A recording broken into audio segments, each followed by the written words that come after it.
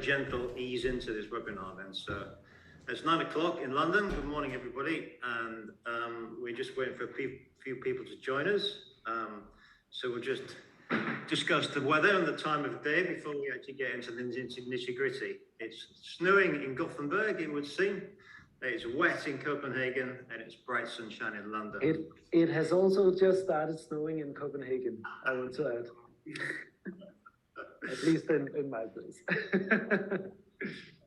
So we'll get started. I think we want to sort of start promptly on time, and I think we want to finish promptly on time as well. So welcome everybody to this rather special webinar on technology. My name is Andy Fairbairn from the Nordic Tourism Collective, and my thanks also to my colleague Nadia, who is a tour behind the scenes running the platform for us this morning. So this is our first, what we call Tech Matters discussion. And what we're doing is diving into technology and digitalisation in our industry today. And it's such a huge subject, we can only really scratch at the surface. And what we hope to do is have subsequent discussions about any of the specific aspects that we might raise today. It's going to be a little bit different to usual because we're going to keep this to 45 minutes because we really appreciate everyone's time. We appreciate everyone is so busy. So we want to sort of be concise and really talk about some really interesting stuff, but not keep anyone around for too long. So we're looking at 45 minutes. If anyone has any questions, please post them in the chat and we'll get round to them and we'll try and answer those questions as and when we get to them. So we're absolutely delighted to have some esteemed guests with us today. So in no particular order, we've got Nikki Pagels. Is that how I pronounce it, Nikki? Right. Who is growth and commercial strategist at Profit Room. Good morning, Nikki. You're in Copenhagen. We also have Ludvig Olsen, who is business director, enterprise solutions at the Visit Group in Gothenburg, and you can see the snow behind Ludvig there. Yes, unusual, but we have snow this morning. And we're also pleased to be joined by Pascal Delamy, CEO and owner of Nitro Travel Solutions, also in Copenhagen as well. So good morning to you all. So just a bit of opening narrative from me, just to sort of set the scene. So technology, at the end of the day, is the glue that holds our entire industry together. It's also the oil that makes it turn efficiently, and it's also the window to our market and to our customers as well. And so what we'd like to sort of look at today is really how technology addresses some of the problems we now face as our industry struggles to cope with new challenges. And how can we best harness that technology and to enable customers to find you initially, to book with you, and ultimately to travel with you. And so what solutions are available to us now, and more importantly, what might be available to us in the future. How has this changed over the last few years? How have we changed in where we interact with technology? What technological processes should a business be aware of and should be using now? Where are we going in the future? And ultimately, what changes these means to our business? And we've been looking at this in three ways, really. We're starting with the customer facing. We'll start with the customer. Let's look at our technology and how we look at the customers. Then we can look at destination integration and how that has changed over the last few years and where that might be going in the future. And then we're also going to take a look at the B2B sector and specifically with the group market into how technology has enabled the transition in that sector as well. So I'm going to kick off with Nikki, who's got a little presentation for us about customer-facing technology, how technology helps us identify, communicate, and simplify transactions with our customers. Nikki describes herself on her LinkedIn profile as a sales ninja. So let's see what you've got to say. Nikki, maybe you can just introduce yourself, just tell us a little bit about what you do and your background. Thank you very much, Andy. I'll share my screen first, just so I get the tech working first. So here we go. Right, and into the slideshow. There we go. Can everybody see my screen? Yep. Lovely. Okay. So thanks, Andy, for the introduction. So my name's Nikki Pagels. You can say it however you like. It's absolutely fine. I am what you would probably call a travel tech geek. I've worked in the industry for 20 years in various different places, in tour operators, wholesalers, OTAs. I've worked in hotels, and more recently now within technology and systems.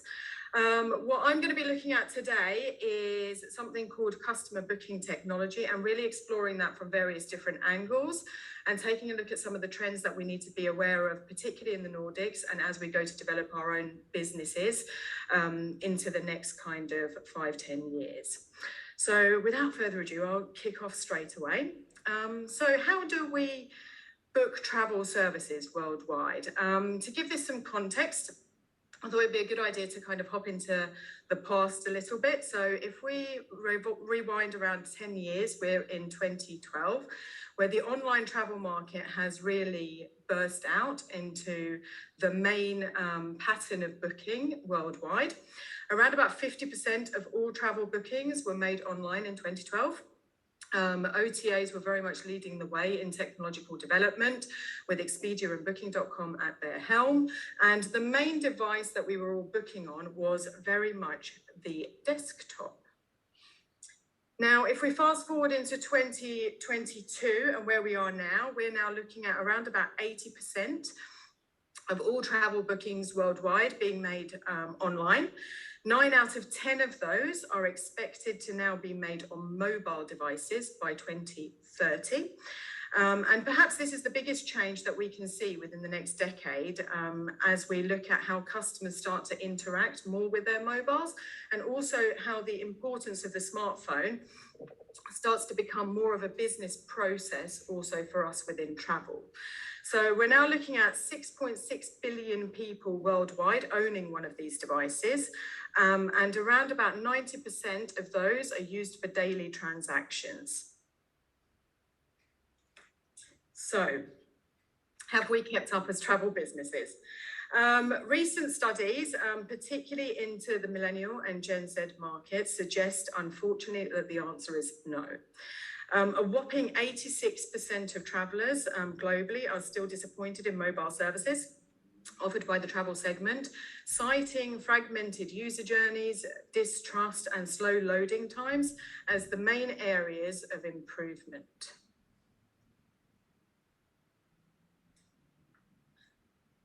So what can we do? I guess the simple answer for all of us is that we need to adapt our web presence towards the mobile device and build towards that. I often get asked questions relating to whether a business should invest in a mobile website or an app. I'd argue here the chicken really does come before the egg. A good mobile-friendly website is a first step. However, apps are becoming ever more relevant also in our space.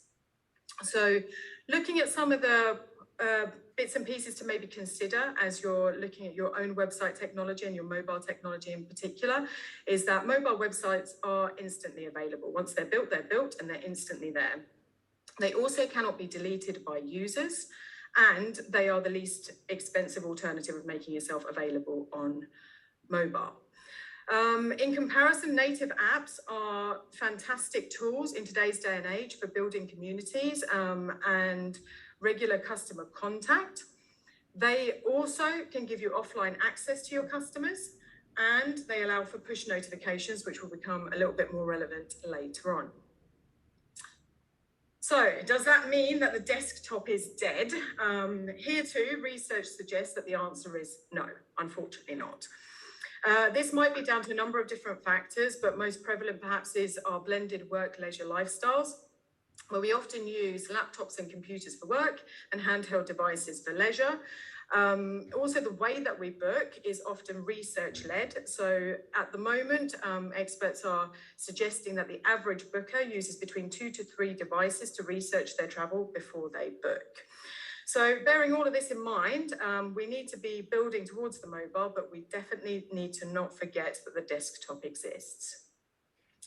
So in terms of device technology, where do we invest as companies? A recommendation perhaps from my side would be to look into something called device responsive website design, which essentially builds a website so that it can be viewed in different ways on different devices, rather than building individual websites that adapt to different devices. Maybe looking at some of the customer complaints as well around, particularly in terms of page load speed on mobile, can be something that you can do as an individual business travel or travel owner. Here I put in a link to Page Speed, which is a Google platform totally free of charge that everybody could be using to check the page load speed both on their desktop as well as also on their mobiles. And the last piece is obviously taking a look at those apps, and let's dive into a little bit more detail there now. So the second piece that I'm looking at is how do travel services reach us and what's new there? Now, many of us within the travel industry would have seen a diagram like this before. Please don't be offended if your logo is not on here. It's simply because I ran out of space on my slide. And I know some of the other speakers will be talking about the B2B and B2C segments in a bit more depth in a second. My focus here is really to take a look at how the internet and the devices that we're booking on are changing the way travel services reach us as customers and how that's evolving. So if we take a look at my last piece now on mobile devices and how that is changing how travel services reach us, we start to see some new kids on the block emerge within our online travel sphere. Now here you can look at, for instance, instant messaging platforms like WhatsApp and WeChat, making an entry as communication tools to support suppliers, aggregators, agents, all of us really. The social media space is pushing itself more and more into video content, with TikTok very much leading the way there.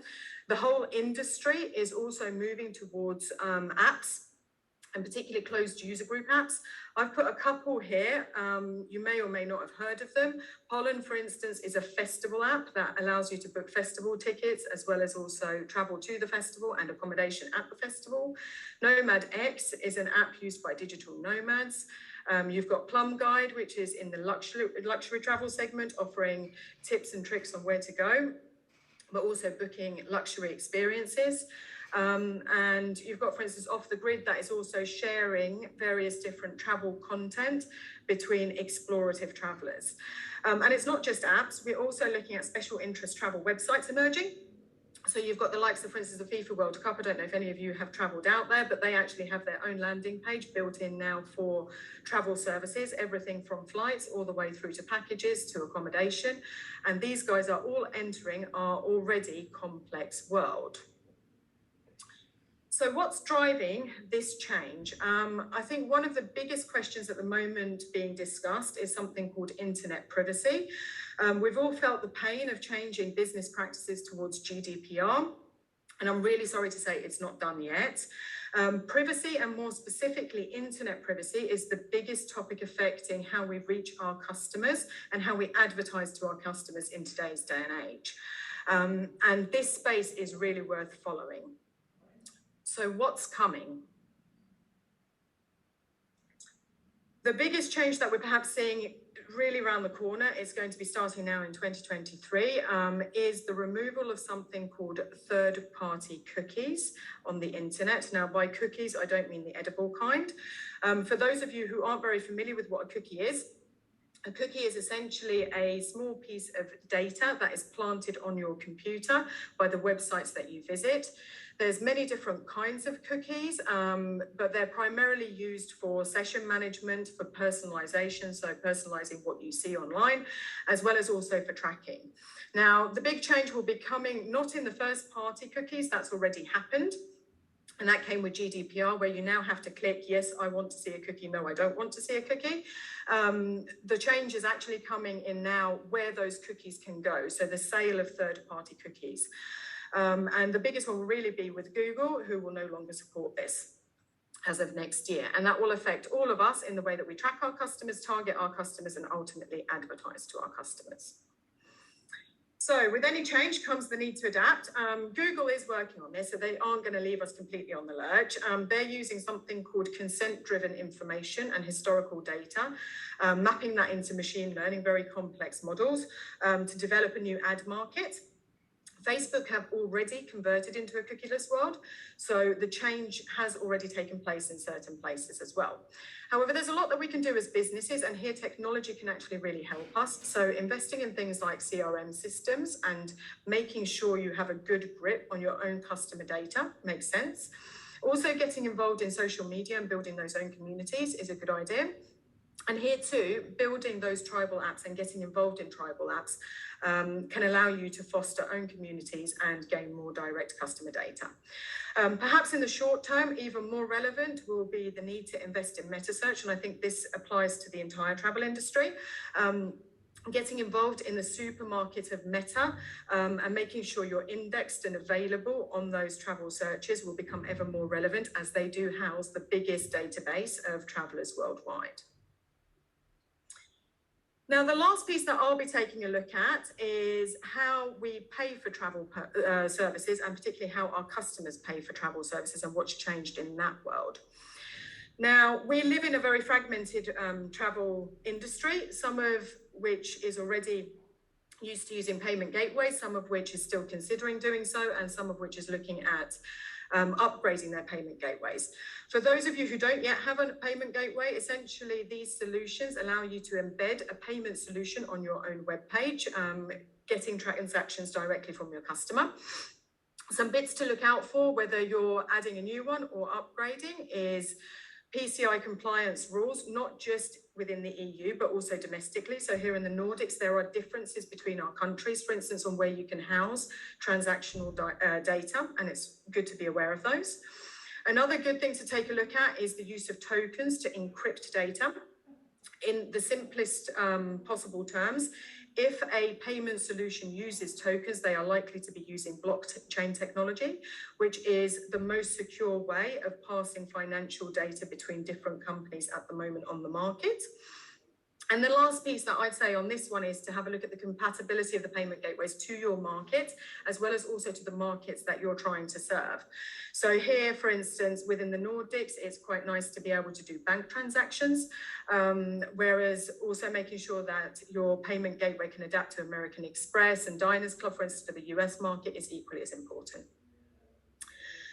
Some models here to take a look at also in how you can make payments online. We've obviously got the traditional credit cards, which I think will remain forever because it's so hard to get rid of them. In the Nordics, more and more, we're starting to see bank payments enter the travel industry as well. We have mobile payment solutions that are already commonplace in other industries, like Swish in Sweden. You've got Vipps, which is DNB's mobile payment app in Norway, and you have mobile pay over in Finland. And these guys are all looking at ways that they can facilitate online transactions going into the future as well. And then you have something called BNPL payments, which stand for Buy Now, Pay Later solutions, which are also now becoming commonplace with online transactions, with Stripe and Klarna both supporting them. Essentially, they are very good for experience-led and very expensive travel services where you might want to stagger the payments for customers as well. So what's next within payments? The next big horizon that we're looking at is now the invisible payment and the subscription payment and biometric payments. So invisible payments we already have on the market with the likes of Uber, where essentially you take a cab, you've registered your credit card, you get out the cab, you don't even see the transaction anymore. And that's likely to increase within our industry. Equally, subscription payments, where you take a regular payment from your customers for various different travel services, is becoming more commonplace as well. This is already something that other service-led industries like banks do already very well. And there too, the mobile device is leading the way in identifying customers with biometric payments already possible on certain devices.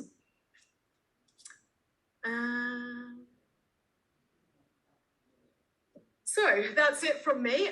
Wrapping it up really from my side, where it comes to customer booking technology and what we need to be looking out for in the next couple of years in particular, is mobile tech is here to stay, and adapting our web pages towards them is definitely something to take a look at. Preparing for a cookieless world and how that will impact how travel services reach us. is an important topic to look into strategically, and also looking into new online payment models and methods for your own businesses can be exciting at this stage. And that's it from me. Thank you. Thank you, Nikki. Do you want to stop sharing your screen now? That's great. I think I need to have a lie down now after that, so thank you very much. There's quite a lot there, and I think what I would say to everybody is what we'll probably do is circulate some sort of survey or something after this, and I think if people want more information on any of the subjects here that we've been raising, and that also applies to both what Ludwig is going to soon talk about and also Pascal, then I think we can that leads us into our next discussion and where we focus on.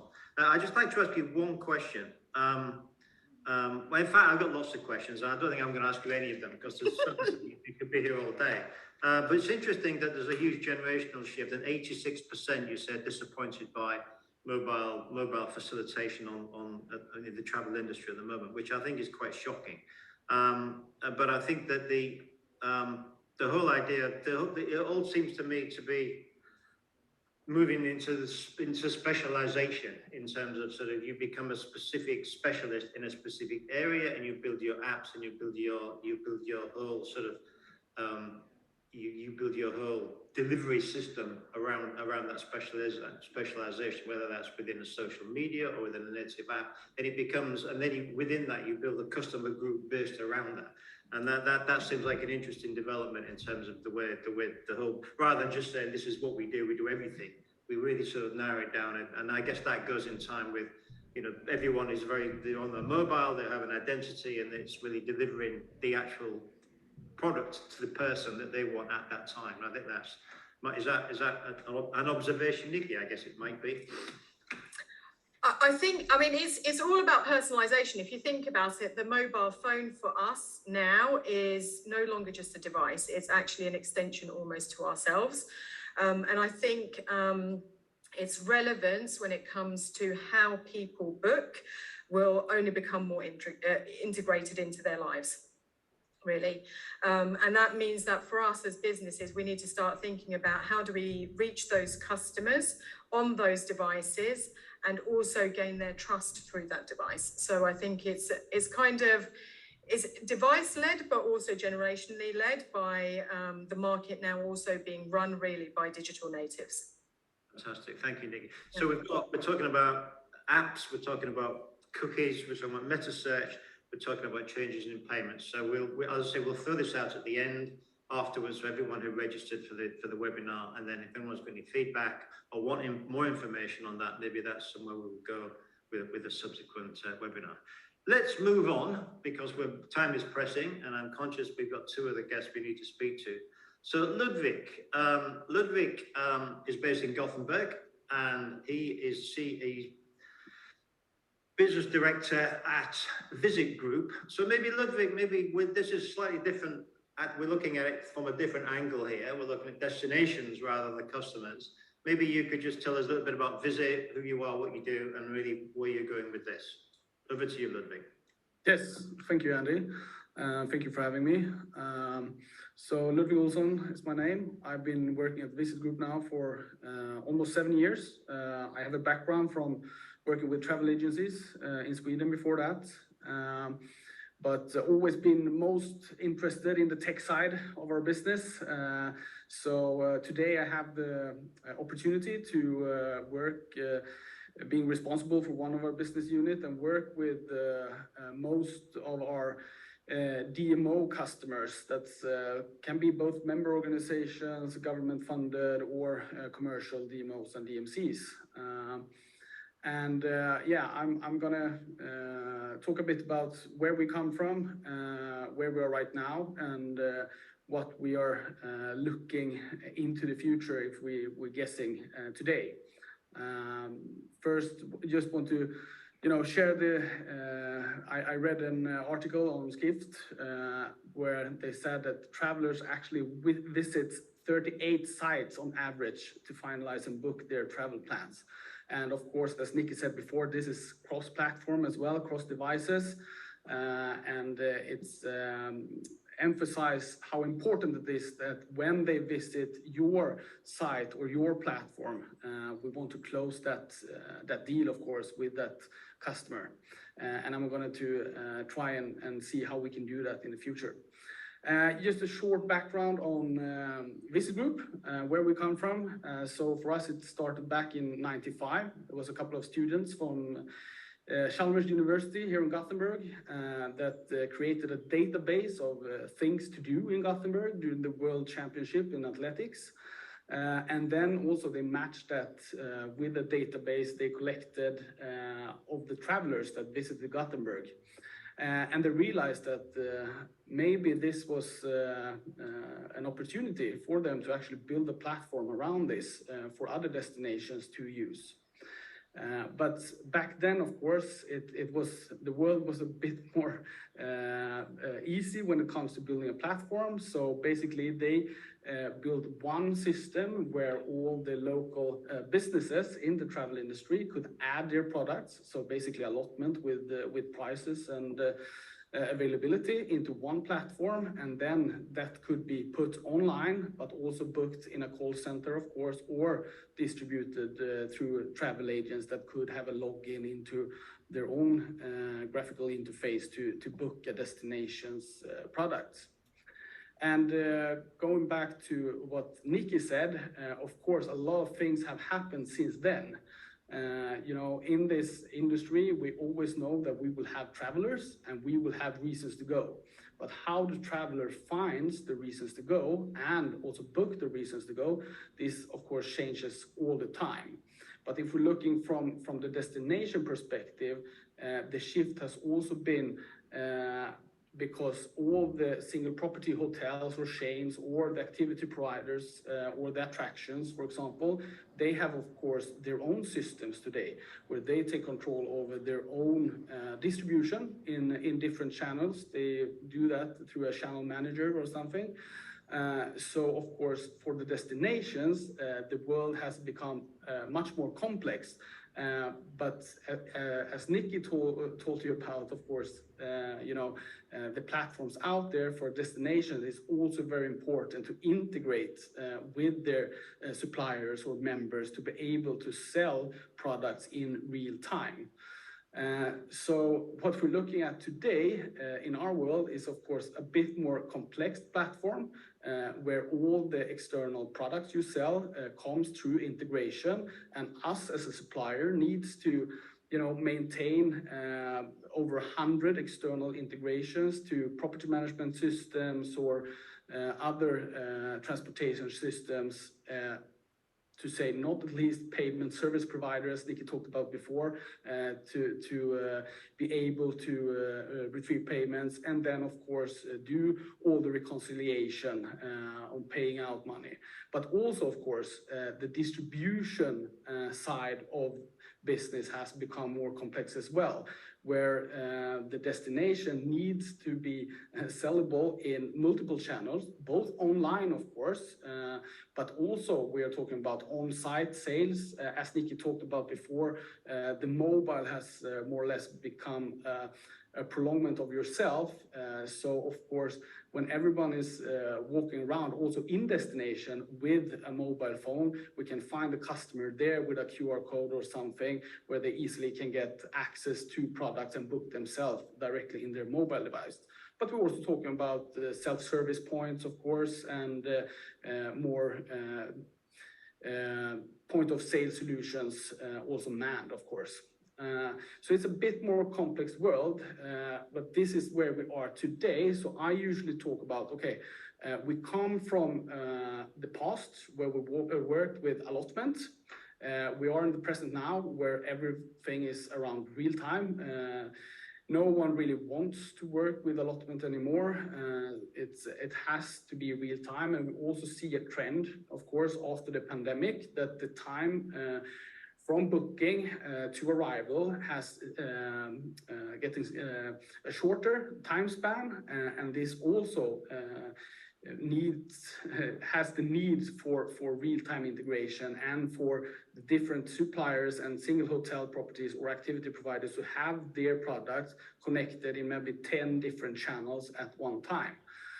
If we're looking a bit more into the future, we see that how destinations will compete is to work more with personalization.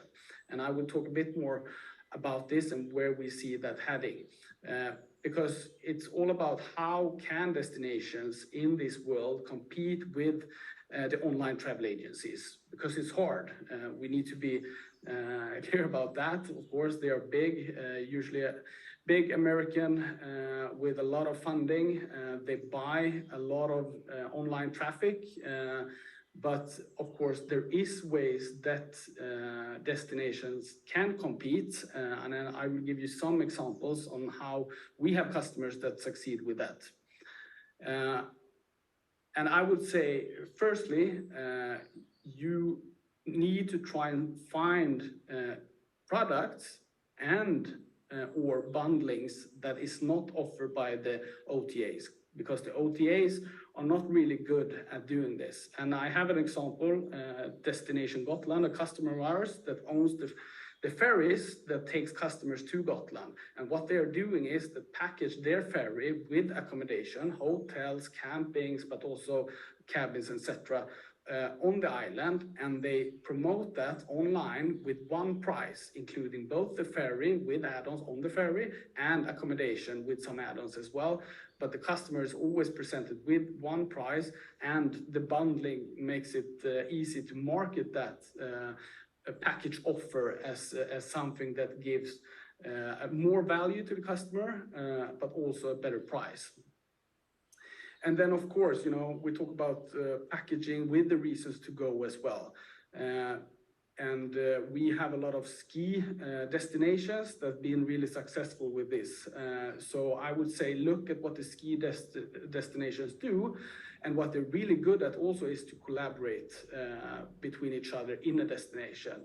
So what this means is that they themselves has created really strong sales channels where they can have the OTA distribution volumes really low in high season.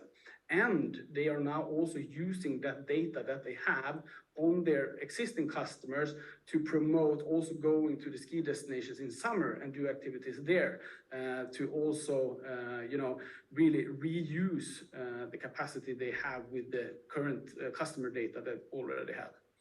And then, of course, you know, it's really expensive to market a destination by yourself in another market, at least when we talk about online presence. So here, over time, I mean, the resellers and agents that you have play a vital role, but then they also need to have good tools at their end to be able to create the packaging offers and also, you know, really add value that is not able to find in the online travel agency world today. So that is some of the takes I want you to think about. If we take a more look into the future and how we see it, of course, data is king. So make sure that you collect the data. This is also, of course, a problem with distribution through OTAs, that they want to own the data and they want to own the customer with their loyalty programs and so on. But collect data, and on that data, create returning customers. A returning customer is much less expensive than a new one. And if that single customer that you had before don't come back, hopefully they can promote your destination to someone else.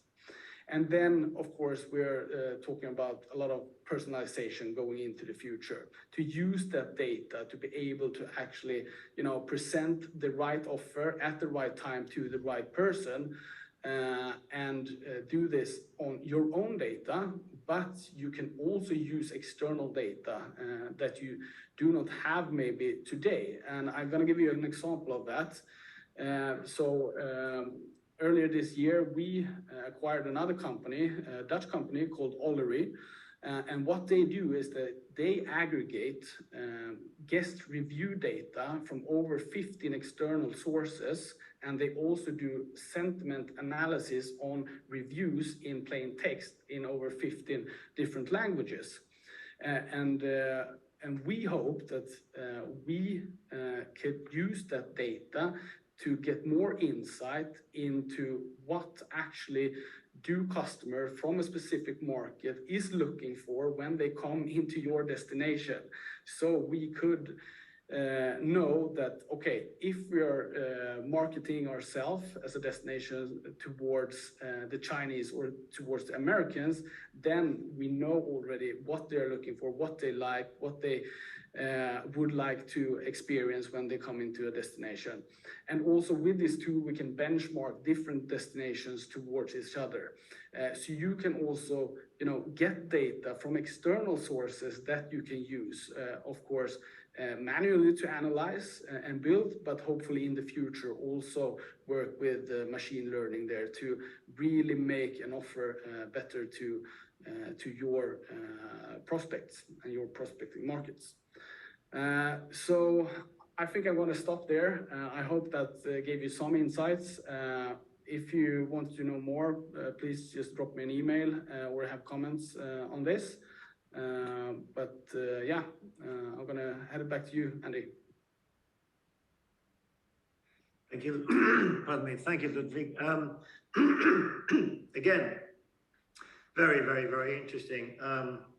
There's a whole sort of thorny subject there about competing with OTAs, but I think it follows on very much from what Nikki was saying in terms of the personalization of what people are looking for and the methods by which they book and how their destinations themselves can actually tap into that and actually use those channels and actually use technology available to actually bring the actual desired product to the person who wants it at the time.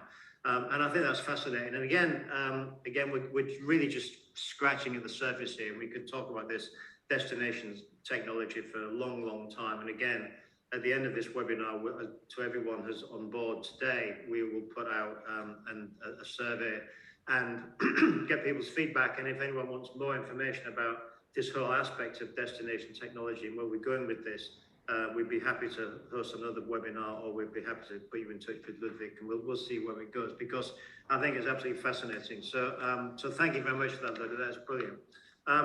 Collaboration was just one thing I picked up on there, because it seems to me that the collaborative aspects of what we do at the collective is all about collaboration and how you bring different sectors together and different people together and how you work. And it was interesting to hear that by collaborating, you can produce unique products at the end of the day, which cannot be copied, cannot be duplicated by the OTAs or by other people, because you're actually creating something which is purely by definition unique. And that's quite interesting. So thank you again, Ludwig. And that leads a little bit more into Pascal, which is our final speaker. So this is slightly different, Pascal. So we're looking now at the B2B sector, because previously, I guess we've talked about directly to the consumer in the B2C area. But obviously the B2B sector is a huge area, and it's a part where, we at the collective, and certainly our friends at ATOA, we live in the B2B sector. So it's a massive area that we need to consider. So I'm going to just throw it over to you, Pascal. Introduce yourself. Tell us who you are, what you do as an organisation, how technology has evolved within the B2B sector, and your involvement in that. Pascal, over to you. Great, thank you. Let me just share my screen here. Are you seeing my screen right? All good. All right, yeah. So I will, I'll be looking a little bit this direction where I have the big screen. But yeah, I will cover inbound wholesales. We've been covering a lot of different parts of the travel industry in these sessions. So I will just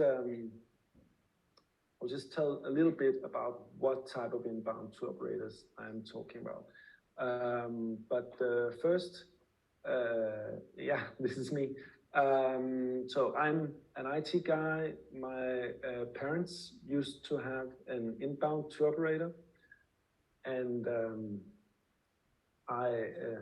that was combined back in 2010. I started making some systems for them. In 2015, I founded the company Nitro Travel Solutions, which I lead and own. And we provide solutions for inbound tour operators. These, like a typical inbound tour operator, what I'm talking about here, the distinguishable traits are that they receive a quotation request by the outbound. Of course, you have to go and promote in different fairs, World Travel Market, more abroad to get the customers.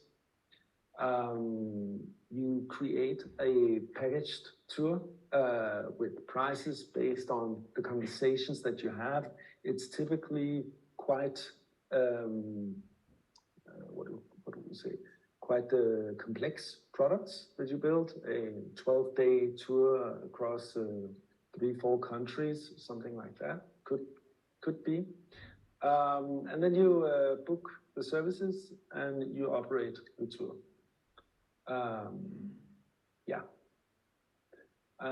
So what I will cover in this presentation is some of the challenges faced today, the past systems and approaches to getting your inbound tour operator running, the present systems that are there today, here today, and some of the future systems.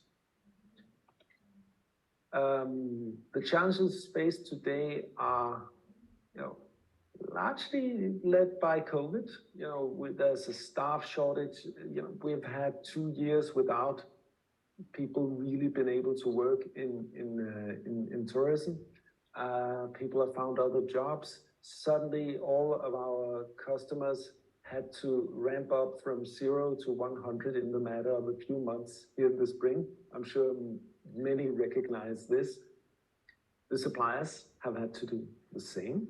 They don't know the inbound tour operators anymore because it's new staff. Lots of things. It's been a really chaotic high season here after COVID.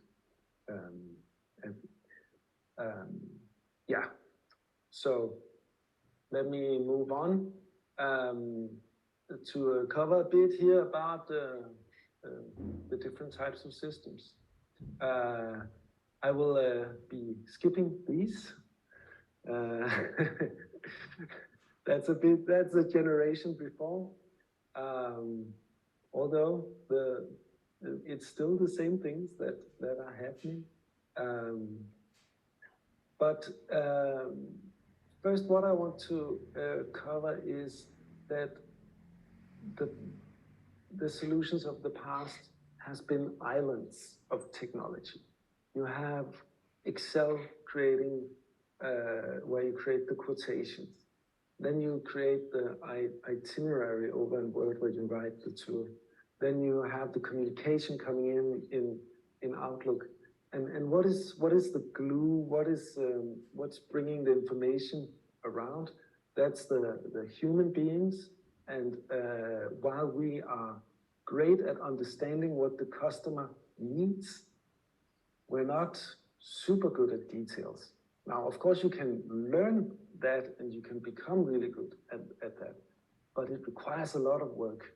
And also you have to do it all the time. But these islands of technology has been very approachable and they've been very flexible. That's very important because there were also systems available that you could actually buy. The commercial solutions of the past is what I've chosen to call them. But they were complex to use. They still didn't bridge all of the islands. The output that they made was often inflexible. So if you wanted to change something or change the rate or something, it was very difficult to do. and they were expensive, especially upfront, because you used to buy a system, put it on a server, and then you have it. Okay, you buy some licenses for it as well, but it's a heavy task.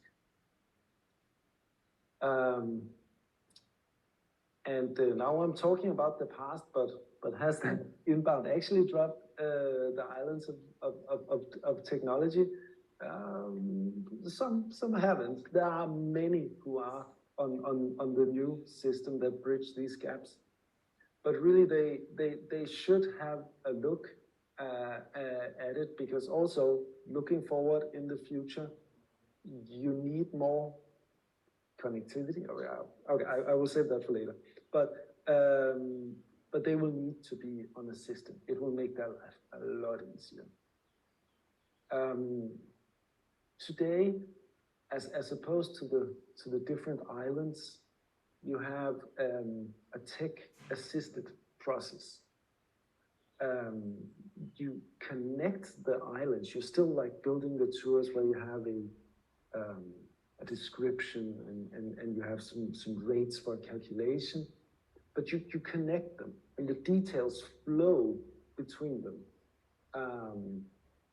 And an example is that it's faster to book when the system knows what to book, rather than the user having to type it in again, because they can read what it says over in the Word, then they type it in Outlook to order it with the supplier.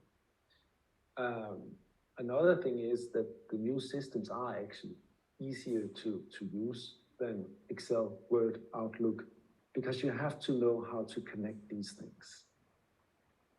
All right. The current systems available right now, they allow for much more reuse of your data. You can see what you previously booked at. You can have pools of bookings that you can use internally in your companies. You have more flexible output. And an important thing is that you don't have to pay huge amounts upfront and have a server at your place. Now you have subscription models. It's in the cloud. When you have when you hire extras, high season help, you don't have to pay that license the rest of the year. You just have it in the months that you actually need the extra help.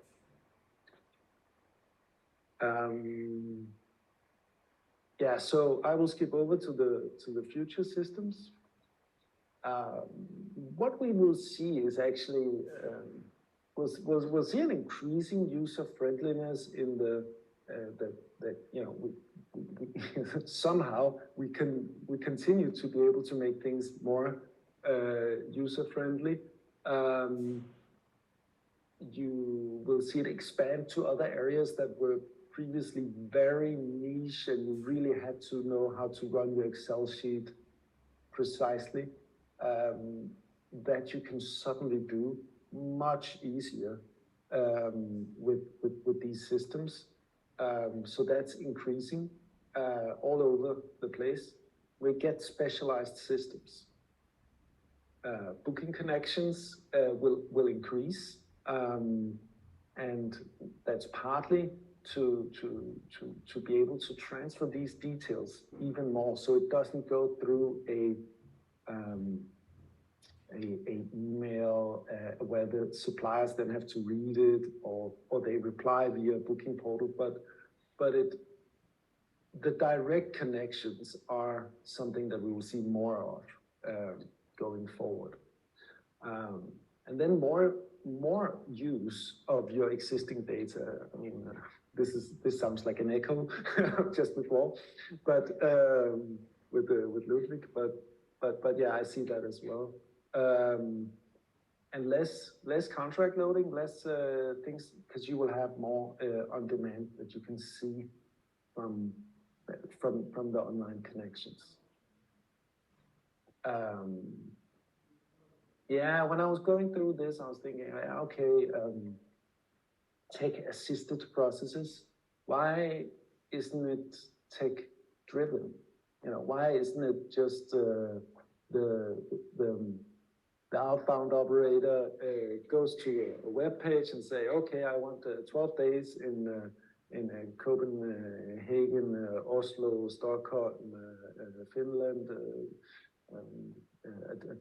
a tour more to the Baltics. The thing is that you have the human beings that need to really understand what does the customer need. What do they actually, what would be a better product? What would be the services that they need for this?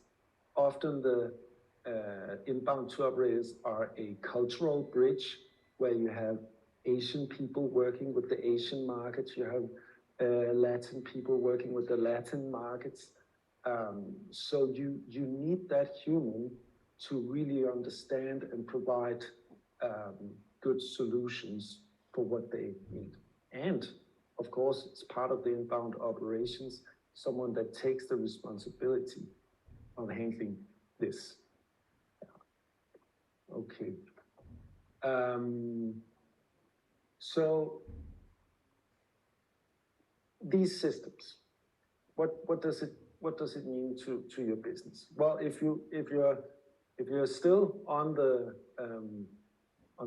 past systems, the islands of technology, you should really research the market, see if you're using to see which is the best tool out there for you. It will have a huge impact on your business when we're going forward. The subscription model thing, they continue to just be updated. So if you're on a system now, it will bring you into the future. If you're not, you really need to go that way, because it will be more and more difficult to have people moving the details around. Yeah. I think that will wrap it up for me. Yeah, thank you. Thank you, Pascal. That's very interesting. And I think one of the interesting observations from my perspective is very much that it's like what we've spoke about, that the islands and different people did different things in different areas, and technology is bringing everything together. So the whole B2B sector, I mean, I know that many of our colleagues in the B2B sector are inundated, as you say, with work at the moment, because they're A, understaffed, but B, they're suddenly seeing this explosion of demand from many of the overseas markets.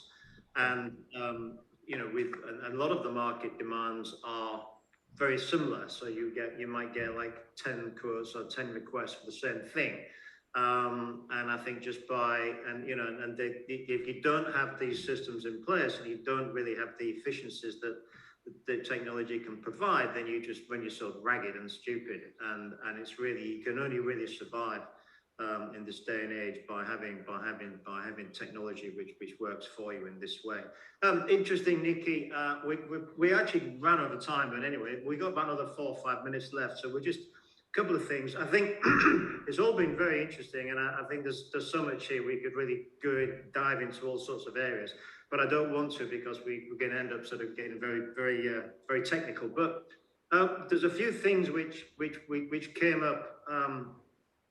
Obviously, data prediction and the use of data is, whether that's in a destination, whether that's in a B2B environment, whether that's through an app, or whether that's through a mobile website, or whatever it might be. But the actual use of data and how data is collected and how data is used is going to be supremely important in the future.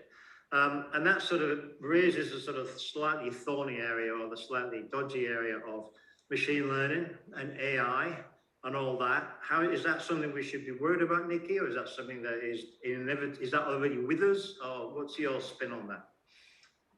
For me personally, I think it's already with us. I think machine learning is something that is not only unavoidable, but it is actually the future. We now sit in a world where data is gathered from so many different touch points within all of our businesses. Essentially, what machine learning does in its simplest format is allows us to analyze that data in different ways, creating different business solutions for us that will propel us into the future. That's my personal take. Okay, and I guess, Ludwig, that's the same in terms of your review aggregation, in terms if you have a Chinese group arriving or you have a Chinese visitor arriving in Gothenburg, for example, if you're integrated, you have that data, then you can provide the services in the resort or in the destination, which is purely tailored to that, to the requirements of that. And you would never be able to do that had you not at least some sort of machine learning, which has enabled you to actually appraise that data and actually analyze the data and then deliver on that. Exactly, but I think there will be a lot of services coming up also where you can buy aggregated data, as I showed as well. You know, because big tech, of course, not only in the travel industry, but you know, they are all already here when it comes to big data and how to harvest and how to use that. You know, some might think that okay, but how are we going to compete with them? But you know. We can be reliant on that, you know, as a destination or as the local destination, we have, you know, the reasons to go, and that's the most important. And since we sort of own that ourselves in the destination, we can also take control over how that is distributed. But of course, we have to be smart. So, you know, we will always be dependent on external channels where, you know, we will have a distribution cost. But if we work in the right you know, direction, then we can create as much direct traffic as possible and keep the money in the destination, because that's what it's all about. Not having, you know, the distribution cost be so expensive to money leaves the destination. It needs to stay in the destination so we can reinvest in the product itself. And Pascal, just one final question to you. Nikki talked a lot about mobile technology. Is that something which you're seeing? Is that something that is, or is that sort of, is that not in the B2B sector? Yes. Is that something which is you're seeing a little bit of that or not? So it depends. The thing is, you have different types of companies, but what we often see. We are a backend system, but of course our customers are also a wholesaler and intermediate. And what we see is, because we did have a little venture out in mobile itinerary apps and all kinds of things directly facing the customer, but we see that the customers of the inbound tour operators often actually want to own that the presence towards the customer, and they want their own. They want it to look the same whether you go to Copenhagen or you go to Rome or wherever, and across all of the intermediaries. So while it is something that we have experimented with, we have to accept the intermediate roles, and we have to play on our strengths, because that, you know, the intermediates are really good, the inbound operators, at doing exactly their job.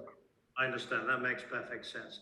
Listen, it's according to my clock, it's 9:58 in London, which is amazing. I'd just like to and I'm going to try and summarize it. I don't know how I'm going to do this, but I'd just like to thank everybody that's watching. There will be a recording of this available on the Atur website, on the Nordic Tourism Collective website, probably in the next couple of days. If anyone wants any information on any of the subjects that we have debated or talked about this morning, then please feel free to contact any of the panelists or myself at the collective. We will actually, as I said earlier, we will actually be sending some sort of thing out and to get feedback. And if there's a sort of groundswell of views from people that we actually want to discuss some of these subjects in a bit more detail, then we will do that. I've just got a quick question coming in. Someone saying thank you. That's good. Okay, fine. So I would just like to conclude by saying generational shift. We're moving into new territory. Mobile is an extension of ourselves, which is a really scary thing to say. Thank you for that, Nikki. That's going to live with me for a long time now. As an industry, we need to adapt. We need to look at new channels, new payment channels. We're moving into a new environment, online environment. Destinations need to work in real time, and they need to look at delivering products to individuals by collaboration and by using integrating systems with delivering efficiencies and cost savings. Thanks to everybody. Really brilliant seminar. Really enjoyed it very much indeed. Thank you to Ludwig. Thank you to Pascal. Thank you above all to Nikki for sort of being the sort of driving force behind getting this off the ground. Thanks again to Nadia behind the scenes. It's 10 o'clock. Thanks very much. Merry Christmas to everybody, and we'll see you all in the new year. Thanks very much. Thank you. Bye-bye, everybody.